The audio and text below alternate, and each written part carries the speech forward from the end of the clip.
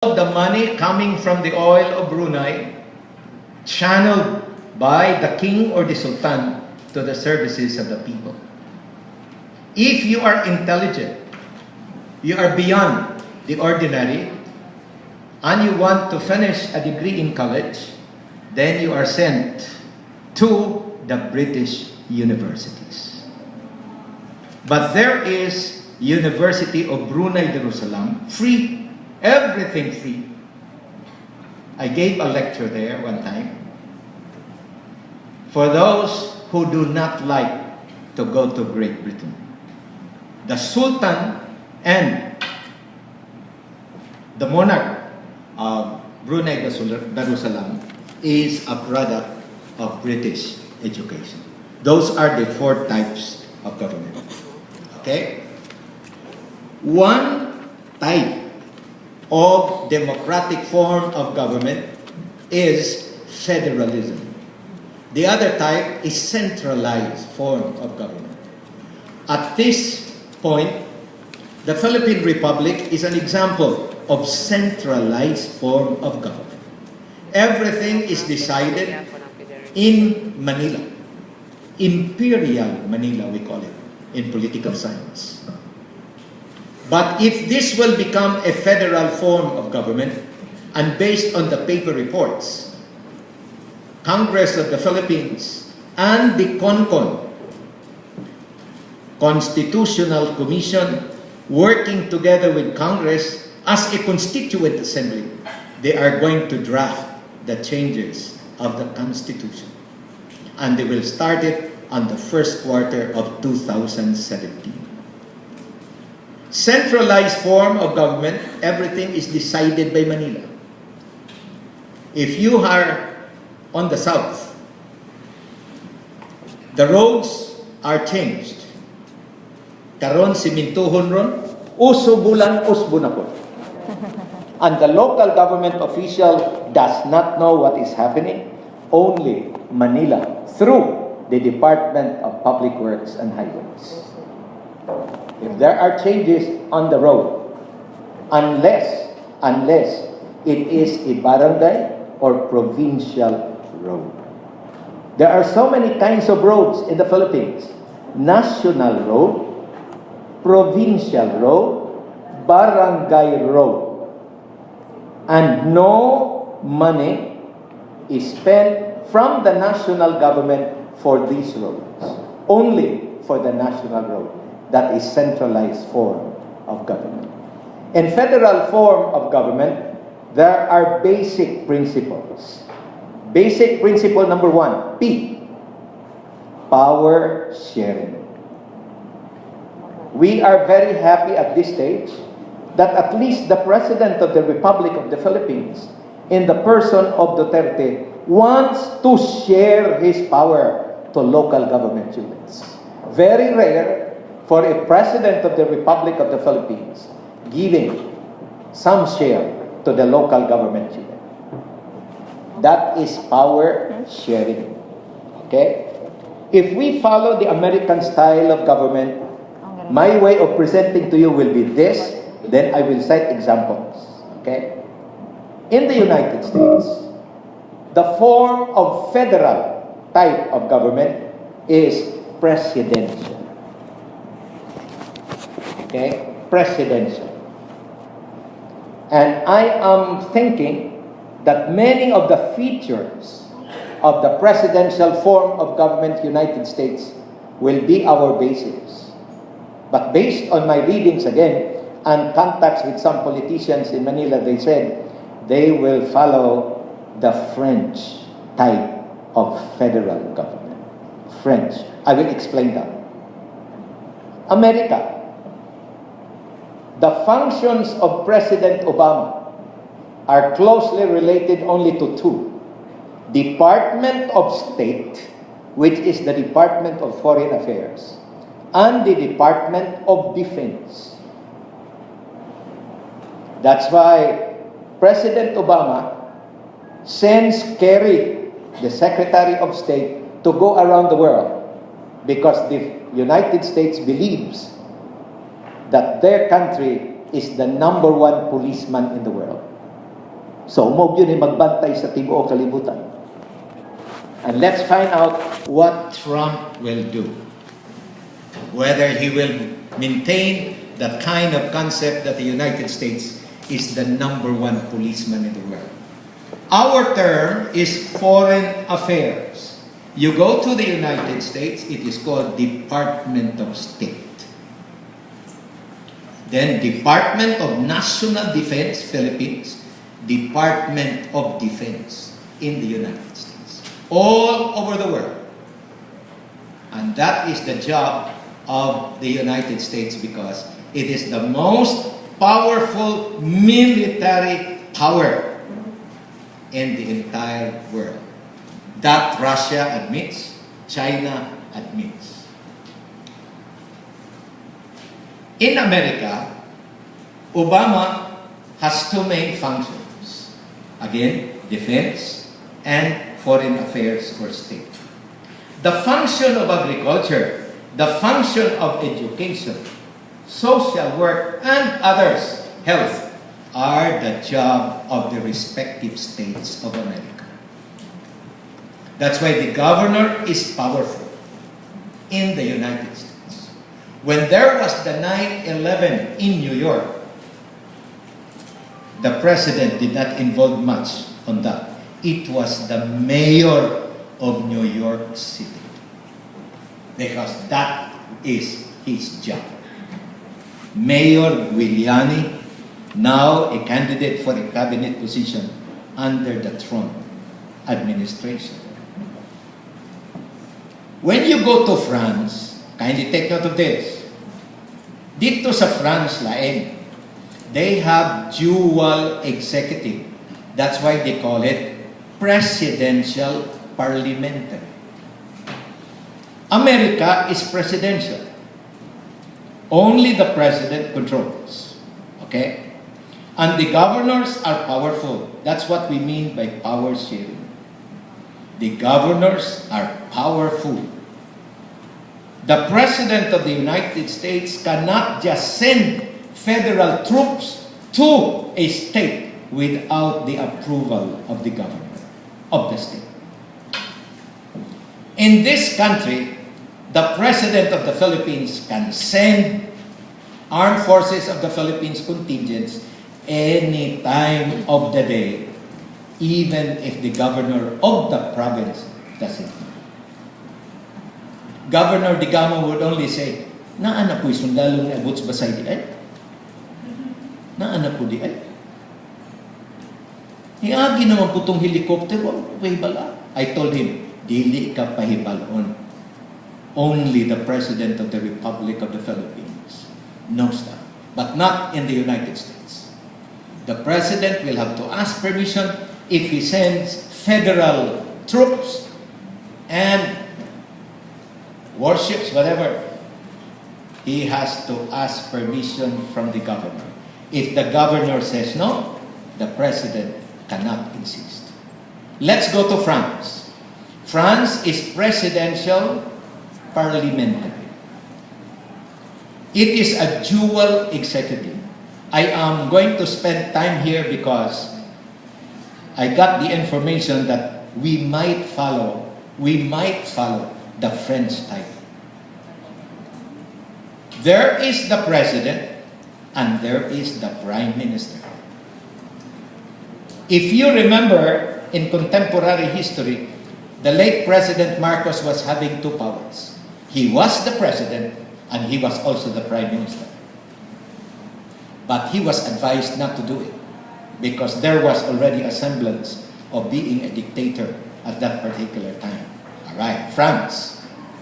The president of France is elected by all the people of France by individual popular vote.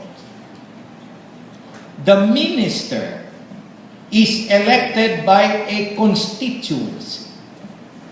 To borrow our language here, by one particular congressional district. All right? He runs. Then he goes to the parliament. Then they form the prime minister and the ministers of 18 members. of 18 members. Okay? But it is the President who is going to appoint the Prime Minister and the ministers.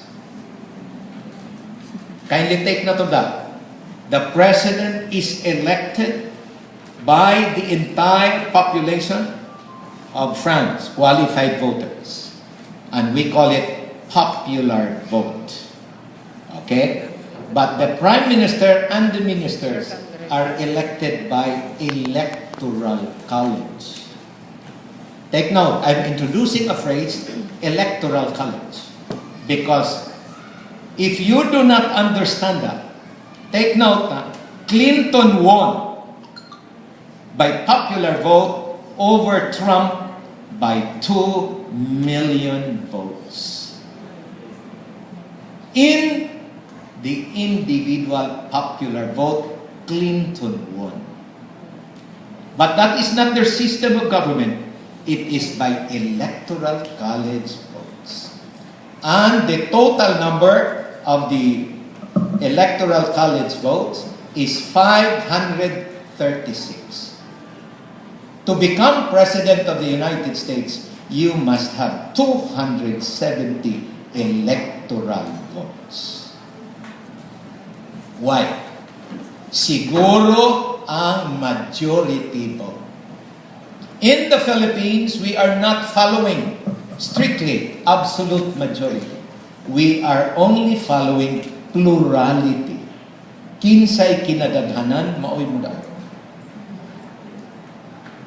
Clinton won over Trump electoral vote, but Clinton is only 48.6% of the total votes. Wala kaabot of majority. In Europe, if there will be election and no one will get majority vote, there will be what we call a runoff. Mag-election upon of the top two so that they are assured of the majority vote.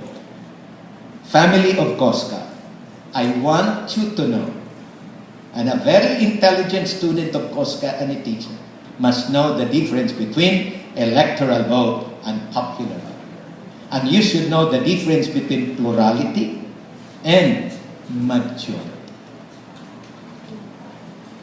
Duterte got only 36.8% of the votes. Only 36.8%. Therefore, 63% plus did not vote for him. He did not get the majority. But our setup is plurality, not majority. Ramos became president. Percentage of vote, 27.6%. Ramos. Pinoy, 40.2%.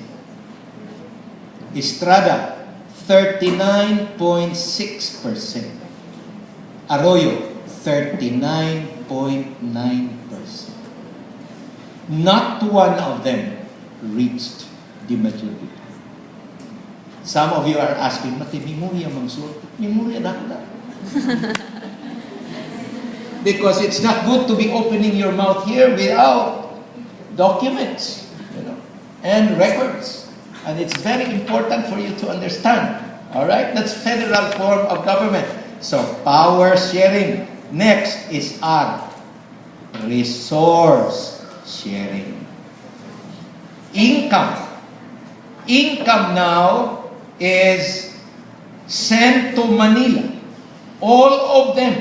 All the collections here in Dumaguete, collections in the different towns are forwarded to Manila. Mubalik ra na din hinato kanang gitawag og IRA, Internal Revenue Allotment. If we will become federal form of government, the plan in our discussion is this. 80% of the collected taxes in Negros Oriental will remain. Will remain here. 20% ray ipadala dito sa Manila. Maunay gihimo sa Amerika. Federal government, Obama, gets 15%. Alright? Ang nahabilin, bahinon sa state. That's why the state is very, very powerful and very rich. Dinhis ato, gasalig ratag ira. You cannot construct a jail. You cannot construct a bridge. It is all coming from the national government. Mag-construct ang 2 rooms in the public schools of DepEd, they come from the national government. In the United States, focus attention on education. In the United States, ang Pilipinas musuhid yun na. There is a statement in political science, when America sneezes, the Philippines catches cold. Pag pangatsi ganis Amerika, giubo na ta. So you have United States Coast Guard, na apoy atong Philippine Coast Guard, bisa kulay baro ko ba? Naapoy atong mga armed forces, na mga airplanes, etc., etc. Suhid puta. We also have NBI, which is FBI in the United States. Musuhid yuta. Even our jurisprudences are also patterned after the United States. Unsay decision. Now, students of COSCA, listen. Ang magbuot sa edukasyon sa Amerika, dili ang federal government, ang state government. Example, in the state of Iowa, the Supreme Court of Iowa, take note, kada estado sa Amerika na ay Supreme Court. Naapoy Federal Supreme Court.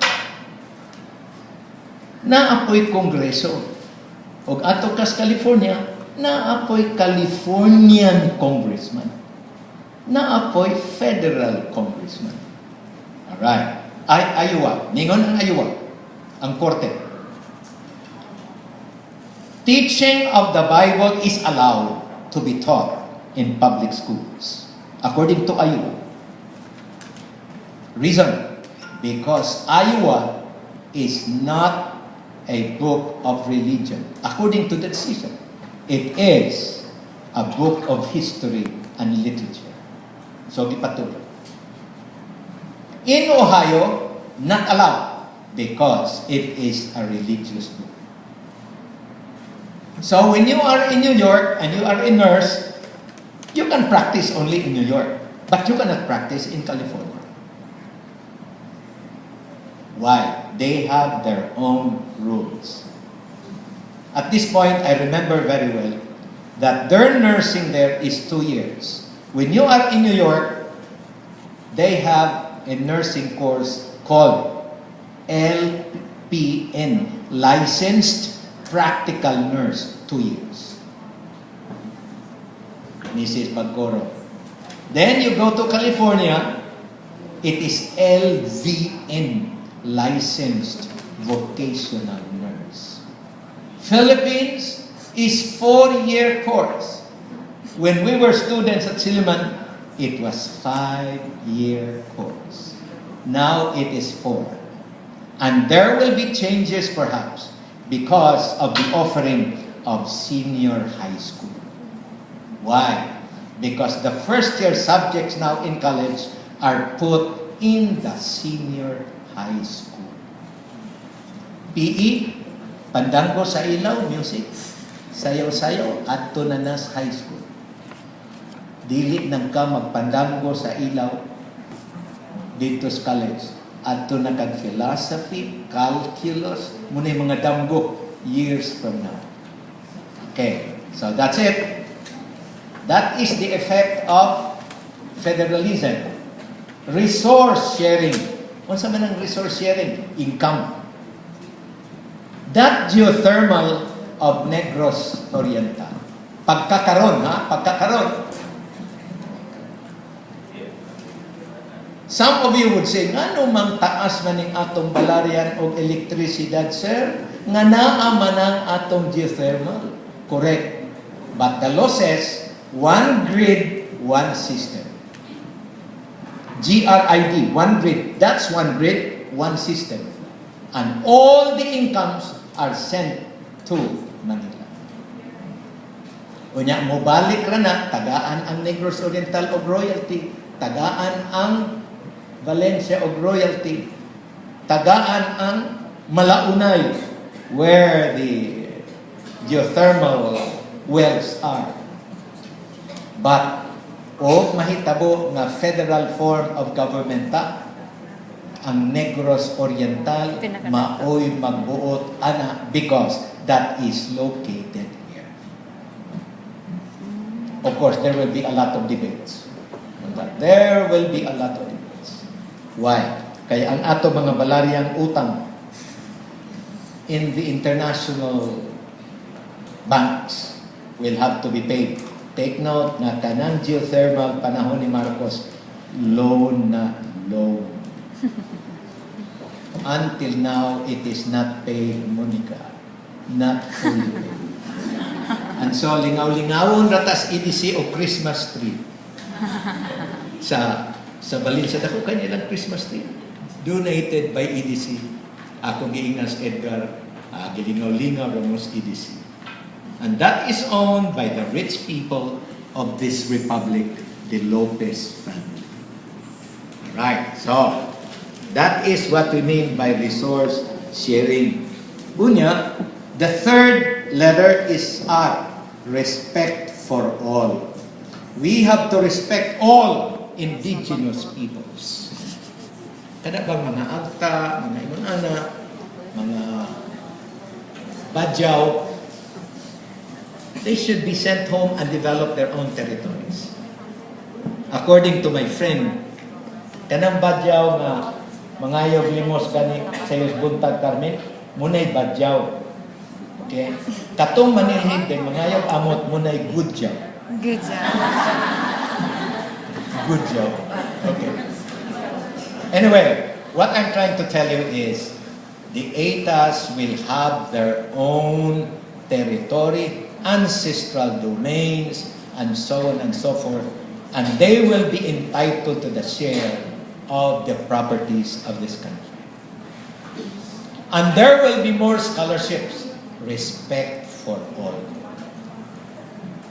I am hoping that Congress will formulate a system that the money of the national government will also be given scholarships, will be giving scholarships to the private schools, so that those who study in private schools will be given scholarships by government. That's very, very important. Because there is still a law which says no public money will be given to a private entity. Until today that I'm talking, the law is still there.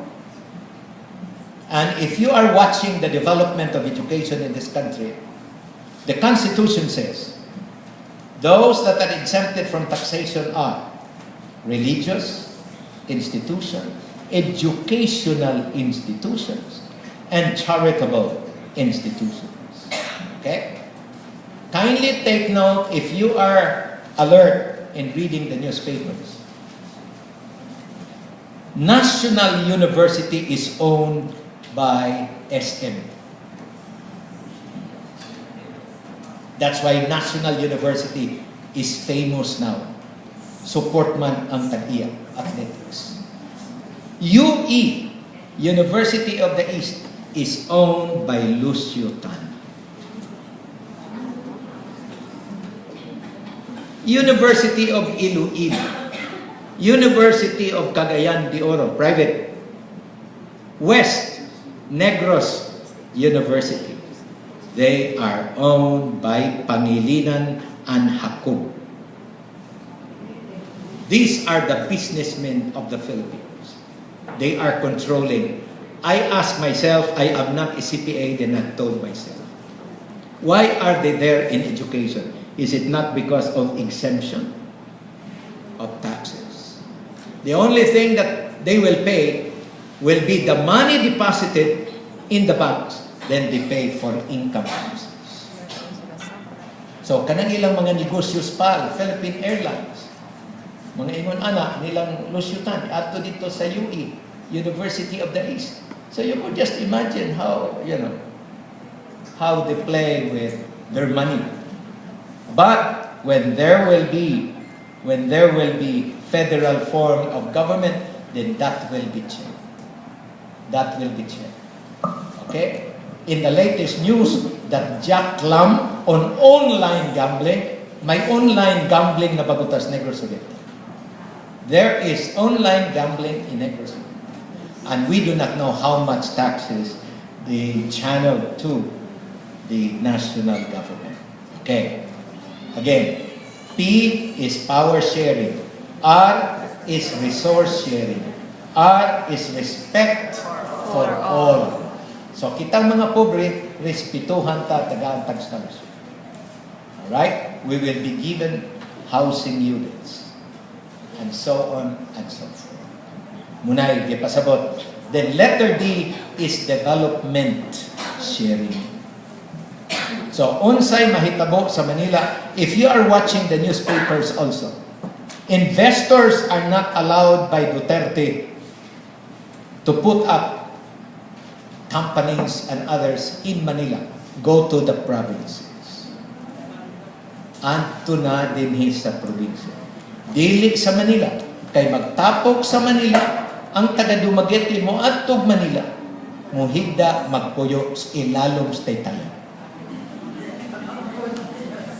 So, if they are here, the businesses are here, we will have less problems, I think. But what worries me, again, I have talked to some people here, if Trump will make true his statements, he said, all businesses, American businesses, must go back to the United States and give jobs to the Americans. So, first, American policy. There was first Filipino policy of Garcia. Now Trump is saying, first American policy. So I'm worried about the Qualphone, not Qualphone so much, but SPI, Teletech, and all those. Because Qualphone is Mexican. Qualphone is owned by Mexico. How many of you have gone to Qualphone? At to Qualphone, have you gone there? Have you seen the stations? The stations, Because the owner is a Catholic. And I'm always there because 85% of the employees there are graduates of NOSU. So I'm always there. So. And I told the people there that you can get also very good students from Costa. So some of you will be admitted in Qualphone. Apply nyo.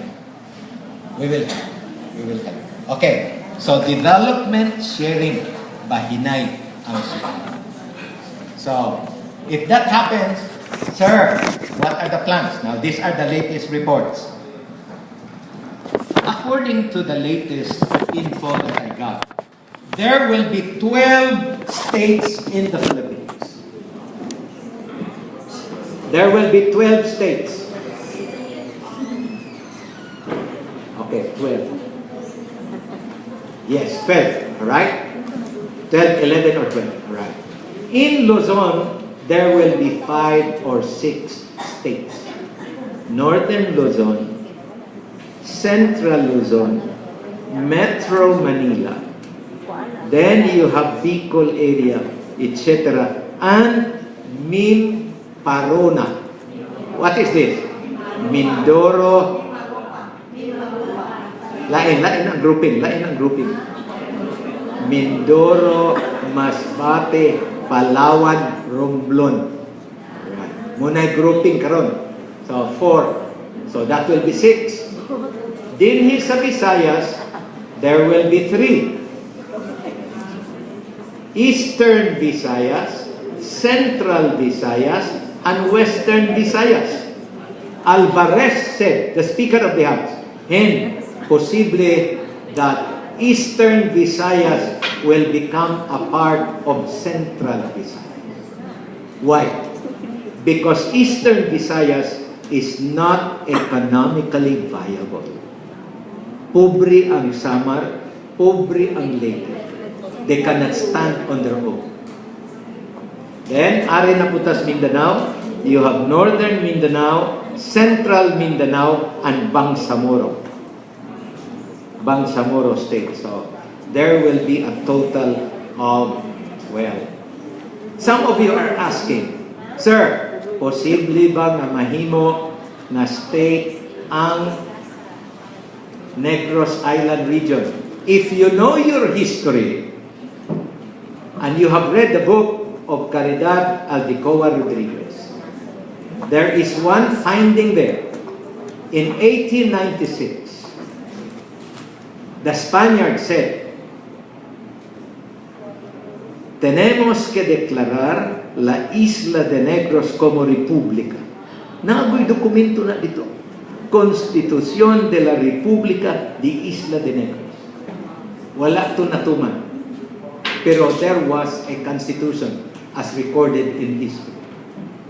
So, I don't know what will happen next. Kadungog man mo nga dato kuno kayong Negros Oriental, right? Dato kuno kayong Negros Oriental, etc. So, ginan mo daan ako istorya rin. That is only assets and liabilities. But the total era of the province of Negros Oriental is 7.1 billion. Memorya na ako. 7.1 billion peso. The whole Negros Oriental. And people of Coscayo should know, there are 6 cities. There are 2 types of cities, component and highly urbanized. Kita din component cities na. Ang ranking sa mga cities, income. I'm not thinking of the population only, but income. Number 1 is Gihulman, 2015 budget, 874 million. Ang Gihulman, kay dako og, Bayawan, kay dako og area, dako og population. Number 1 is Bayawan. Number 2, Gihulngan. Number 3 is Bais. Number 4 is Tanhay. Number 5, Dumaguete. Number 6, Canlaon. That's the ranking. Nagtuo mo nga Dumaguete number 1? No. Bayawan is number 1. Take note that the budget of Silliman University is bigger than the budget of the city of Dumaguete.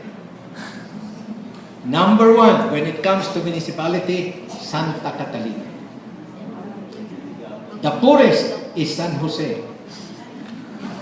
So, you have Santa Catalina there up, then you have San Jose, the smallest budget and the annual income. Those are the things. So, we just hope and pray there will be more debates and we will participate. I have been teaching Rizal, and Rizal in 1896 advocated for federal form of government to Spain. Rizal in 1898 proposed that the Philippines would be given some representatives in the Spanish Cortes because Rizal advocated that the Philippines would only be one state of Spain. Padala dito og representatives sa Cortes. Kanang Cortes, maunay kongreso sa Espanya kanila. Okay? And that was the view of Rizal. He was not thinking of separating Philippines from Spain. Party lang sa Spain. Hasta to mga Mexico, and so on and so forth. That's down the drain. That is not followed now in history. And so the Philippines is a country that is interested also to be federalized. Ako, I'm in favor of federal form of government, giving more power to the provinces, to the cities, municipalities, and barangays. Taga-agahom ang mga barangays so that they can develop themselves. And if the plans push through, kaning mga batan-on din maoy mo enjoy. Kamoy mo enjoy. Kami, mga wala nami, fading away, but you will be the ones to enjoy the benefits of federalism. Federalism is a democratic form of government. And to me, according to some writers, and I agree with them, of all the types of democratic form of government, federalism is the most democratic. Why? The Constitution in Article 2, Section 1, the Philippines is a democratic and republican state. Sovereignty resides in the people, and all government authority emanates from them. So the people are the authority, and that is federal form of government. Thank you very much.